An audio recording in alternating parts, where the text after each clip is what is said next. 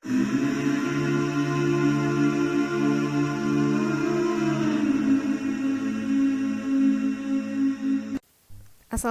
warahmatullahi wabarakatuh. Selamat pagi semuanya. Sekarang kita belajar PKN bab pertama, yaitu memahami kedudukan dan fungsi Pancasila. Jadi, kita mempelajari fungsi dan kedudukan Pancasila. Yang untuk bagian A, arti kedudukan dan fungsi Pancasila. Jadi bagian pertama ya. Nah, lanjut. 1 Oktober itu adalah Hari Kesaktian Pancasila. Jadi Hari Kesaktian Pancasila itu sudah ditetapkan tanggal 1 Oktober untuk perayaannya setiap tahun ya. Oke. Selanjutnya, tanggal 18 Agustus tahun 1945, para pendiri negara Republik Indonesia menyepakati Pancasila sebagai dasar negara. Jadi apa-apa yang mau dibuat, apa-apa undang-undang atau apapun yang mau dibuat itu dasarnya Pancasila, karena Pancasila adalah dasar negara Republik Indonesia yang sudah disepakati ya. Oke, sampai di sini paham ya? Selanjutnya kita lihat lagi istilah Pancasila. Istilah Pancasila itu menurut Darji Darmo Diharjo tahun 1995, istilah Pancasila ini sudah dikenal semenjak zaman Majapahit, yaitu pada abad ke-14. Sudah lama sekali. Jadi terdapat dalam buku Negara Kertagama karya Prapanca dan juga di buku Sutasoma karya Tantular. Jadi kalau melihat istilah Pancasila ini sebenarnya udah dari lama. Udah ada di buku Negara Kertagama dan buku Sutasoma. Oke ya. Jadi bukunya itu udah lama ada dari zaman Majapahit. Oke, nah sekarang kita lihat lagi. Pancasila ini berasal dari bahasa Sangsekerta. Terdiri dari 2 kata, yaitu panca yang artinya 5 dan sila artinya sendi atau asas, yang berarti batu sendi 5, atau juga berarti pelaksanaan kesusilaan yang 5 atau Pancasila Krama.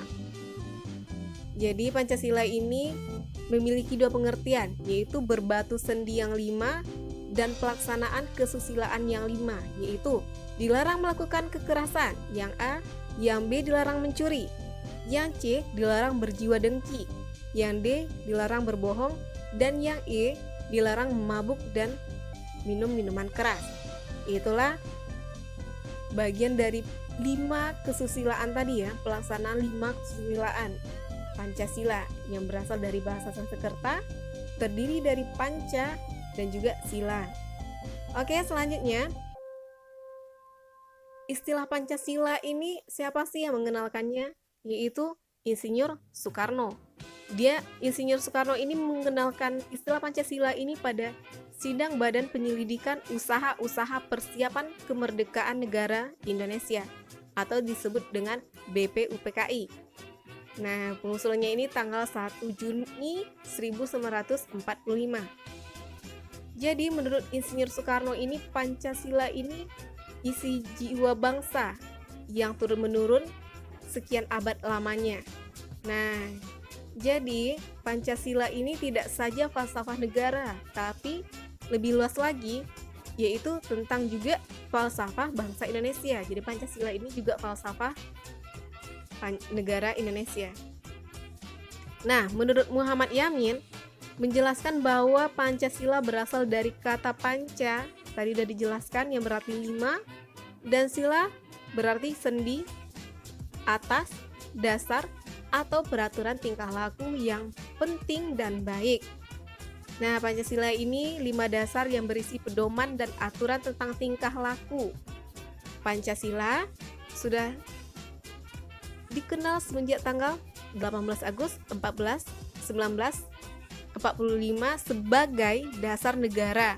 Nah, yang tertuang dalam alinea keempat pembukaan Undang-Undang Dasar Negara Republik Indonesia tahun 1945. Jadi secara umum fungsi dan peranan Pancasila ini menurut TAP MPR nomor 3 garing MPR garing 2000 tentang sumber hukum nasional dan tata urutan perundangan dinyatakan bahwa Pancasila mempunyai berfungsi sebagai dasar negara. Nah, jadi apa-apa saja yang mau dibuat itu dasarnya Pancasila. Pancasila itu mengatur penyelenggaraan ketatanegaraan yang juga di bidangnya itu ideologi, politik, ekonomi, sosial budaya, dan pertahanan.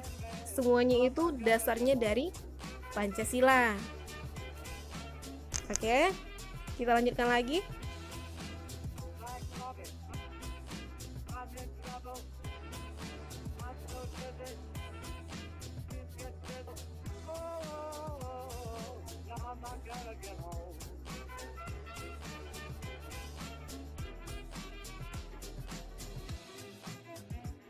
Oke, Pancasila sebagai jiwa bangsa Indonesia. Ini fungsi dan peranan Pancasila yang pertama, yaitu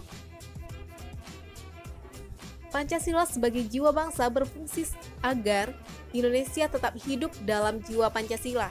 Jadi setiap negara dan bangsa tertentu memiliki jiwa. Jadi dalam hal ini bangsa Indonesia jiwanya itu Pancasila. Pancasila sudah ada semenjak Indonesia lahir, yaitu sejak proklamasi kemerdekaan. Yang kedua, Pancasila sebagai kepribadian bangsa Indonesia. Ini sebagai fungsi yang kedua yang memberikan corak khas bangsa Indonesia dan menjadi pembeda antara bangsa kita dengan bangsa lainnya. Nah, inilah fungsi dan peranan Pancasila. Pancasila sebagai jiwa bangsa. Yang kedua, Pancasila sebagai kepribadian bangsa. Yang ketiga, Pancasila sebagai sumber dari segala sumber hukum. Jadi sumber hukum semuanya itu berasal dari Pancasila. Semua hukum harus tunduk dan bersumber dari Pancasila. Setiap hukum tidak boleh bertentangan dengan Pancasila. Sedangkan ini, untuk hukum ini adalah nilai instrumental dari penjabaran nilai dasar. Nilai dasarnya itu adalah sila dari Pancasila. Yang keempat, Pancasila sebagai perjanjian luhur. Pancasila sebagai perjanjian luhur telah disepakati melalui sidang PPKI tanggal 18 Agustus 1945 atau Panitia Persiapan Kemerdekaan Indonesia. Nah, walaupun disahkannya Pancasila hanya oleh sebuah panitia persiapan kemerdekaan Indonesia, tapi PPKI ini sebenarnya adalah badan yang mewakili suara rakyat. Jadi Pancasila ini merupakan hasil perjanjian bersama rakyat.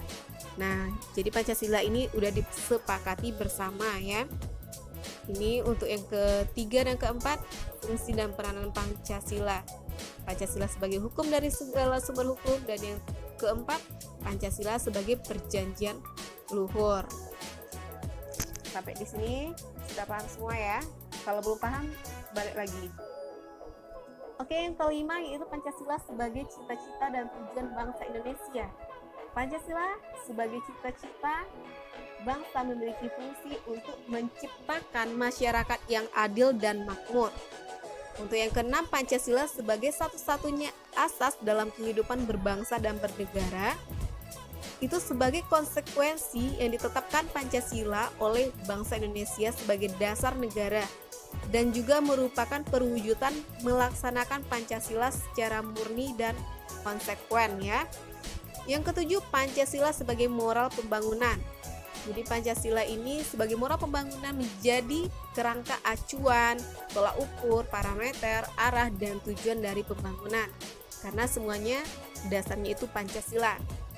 Oke, demikianlah untuk video pembelajaran kita kali ini, yaitu memahami kedudukan dan fungsi Pancasila, arti kedudukan dan fungsi Pancasila. Selamat pagi, sehat selalu. Belajar terus dari rumah. Kalau nggak tahu tanyakan. Kalau masih belum paham, ulang lagi videonya, baca lagi bukunya. Nah, kerjakan latihan. Selalu sehat, tetap semangat. Assalamualaikum warahmatullahi wabarakatuh.